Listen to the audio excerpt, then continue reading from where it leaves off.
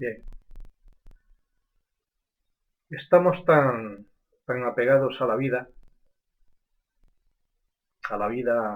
de este mundo ficticio que produce tantas reacciones emocionales como el dolor, la alegría, la tristeza, que intentamos agarrarnos a él como un clavo ardiendo. Es decir, tenemos mucho apego a este plano de existencia. Y eso es doloroso, porque luego, llegada la hora de separarnos, produce un dolor terrible y una energía fabulosa desperdiciada, dado que es el alimento propio de los halcones. Bien, otra cosa que os quería decir en respecto a la política. Estamos tan sumamente rodeados de política por todas partes, política en los periódicos, política en los medios de comunicación, la televisión, la radio, películas de políticos y de conspiraciones políticas, que ya la política, a pesar de que es una cosa que es implícita, va dentro del interior del hombre, pero aún así todavía nos impregna más todavía y lo llevamos a los planos iniciáticos y los planos esotéricos. Lamentable y desgraciadamente. Lamentable y desgraciadamente, porque eso evita que podamos llenarnos de esa energía que realmente se produce dentro de nuestros espacios iniciáticos. Sin más preámbulos, vamos a empezar con nuestra ponencia, con nuestro discurso, con nuestra charla de hoy. Y la hemos titulado La muerte. ¿Qué muerte? Bien. Thanos de Titán está perdidamente enamorado de la muerte, hasta el punto de ofrecerle toda la vida del universo como ofrenda del más puro amor. Los legionarios son los novios de la muerte, y los templarios no temían a la muerte, la cual era recibida como el más cálido abrazo de su amada. Pero ¿qué es la muerte? ¿Hay que temerla o desearla? Bien, para los que no sean muy seguidores de los cómics de la Marvel, decir que Thanos es un villano, un supervillano, ¿verdad? Simplemente es eso. Si lo queréis investigar en el Google, pero bueno, para mí es un personaje muy conocido. Bien, en realidad la muerte no es más que un mito sin mayor consistencia que la que nos proporciona la ilusoria realidad del mundo en el que vivimos. Es cierto que se produce un trauma y dolor cuando se realiza un cambio o iniciación suprema de origa humana a mariposa divina durante el proceso de crisálida al que los humanos denominan de forma equivocada muerte. Digamos que la muerte solo la sienten los vivos que observan cómo los cuerpos de sus semejantes, en un momento determinado de sus vidas, dejan de sentir y se descomponen. Aunque ellos no lo vean, porque eso se produce debajo de la tierra o en una incineradora. Evidentemente, son ignorantes de si sucede algo o no después de ese hecho comprobable. La evidencia nos indica que antes conocíamos a dicha persona y podíamos comunicarnos con ella, sentir con ella y hasta amarnos u odiarnos mutuamente. Pero, ¿y si lo que consideramos una evidencia solo es un engaño de nuestros sentidos? Un engaño más de un libreto teatral previamente escrito. ¿Y si los que consideramos los verdaderos cuerpos de nuestro espíritu eterno solo fuesen efímeras máscaras interpretativas? Las personas que supuestamente mueren no son conscientes del tránsito que se produce cuando abandonan un plano de existencia. Ellas seguirán viviendo en otros cuerpos y en otros lugares sin algún tipo de discontinuidad, como si nada hubiese pasado y sin recordar nada. Y ello es así, a pesar de que deben de pasar por un largo proceso conocido como la cocina del destino, en el interior de su estrella, su eón o astro sideral. Ese proceso, conocido como la cocina del destino, es un lugar intemporal, y es por dicho motivo que las personalidades que van transmitiendo una misma porción de espíritu no son conscientes del tiempo pasado en dicho lugar. Dentro de su eón, el lugar que les corresponde a las almas, el espíritu desgrana la vida pasada hasta en sus más mínimas porciones y saca grandes enseñanzas que posteriormente serán compartidas en el pleroma, nuestro hogar de origen, con el resto de sus hermanos. Pero, además, prepara las condiciones necesarias para su próxima interpretación teatral, su existencia, tanto el escenario como la propia y siempre nueva, recordad, siempre nueva personalidad que deberá cabalgar. Dado que las efímeras personalidades sólo están unidas a su espíritu mediante una pequeñísima porción de las medias almas que las utilizan, no poseen algún recuerdo de sus interpretaciones teatrales anteriores. Es decir, no les es posible obtener datos de las vidas pasadas, dado que las entidades, personalidad, que vivieron atrás, los avatares, eran otras personas distintas, y las nuevas no tienen acceso más que al propio guión que deben de interpretar. Este es el único motivo por el que nadie recuerda sus vidas pasadas, y mucho menos nuestro tránsito por la cocina del destino.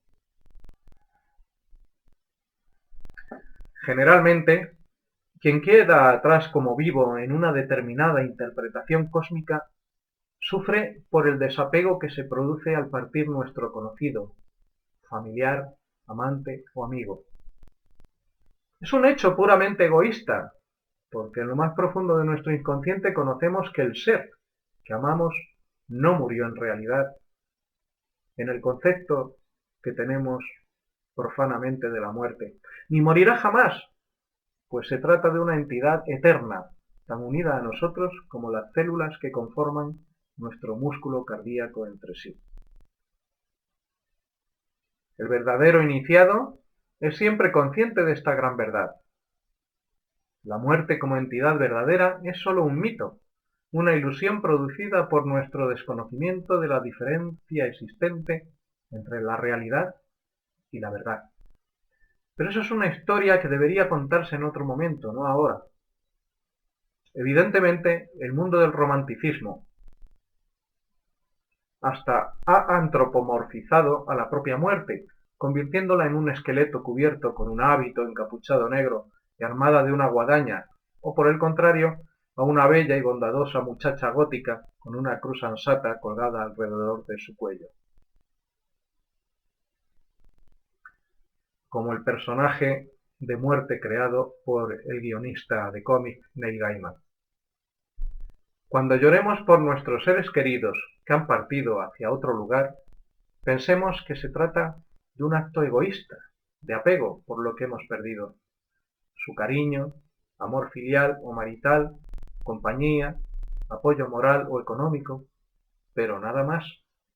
En el fondo, muy en el fondo, todos nosotros sabemos que nuestro compañero o compañera ha dado un salto vibratorio hacia otra vida, otra interpretación teatral, y que nosotros deberemos continuar con nuestro guión hasta que éste se acabe, y ese final es lo que la ignorancia de las personas humanas denominamos muerte. Bien. Voy a traer unos libritos, vamos dando saltos hacia arriba. Mirad lo que os traigo aquí. Esto está absolutamente descatalogado, ¿vale? Son de estos libros que según salen se agotan, porque no son tiradas muy largas, pero además son tan extraordinarias. La tradición oculta, masonería egipcia, Rosacruz y neocaballería. Os voy a leer lo que viene detrás, ¿eh? Dice, este libro narra la historia de diversos movimientos iniciáticos desde el siglo XVIII, que es cuando empieza todo ese, como os comenté, ese momento de ocultismo exacerbado hasta nuestros días. Unos movimientos caracterizados por la importancia que le conceden al antiguo Egipto, considerado como la fuente de la que emana toda la tradición esotérica. En su obra, Gerard Galtier, el autor, demuestra cómo desde la época de Cagliostro, uno de los grandes iniciados del pasado, esta corriente iniciática egipcia se ha transmitido a lo largo de más de 2 siglos. Nos presenta también los grandes episodios de la historia del ocultismo durante este periodo, las condiciones en las que aparecieron los 3 ritos masónicos de Mizraín, de Memphis y de Memphis-Mizraín, la influencia de las sociedades secretas católicas y neocaballerescas ligadas al movimiento realista legitimista del siglo XIX, el papel de los Rosacruces, las relaciones entre ciertos movimientos espiritualistas y la política, y por último, la espera de una nueva era. Bien.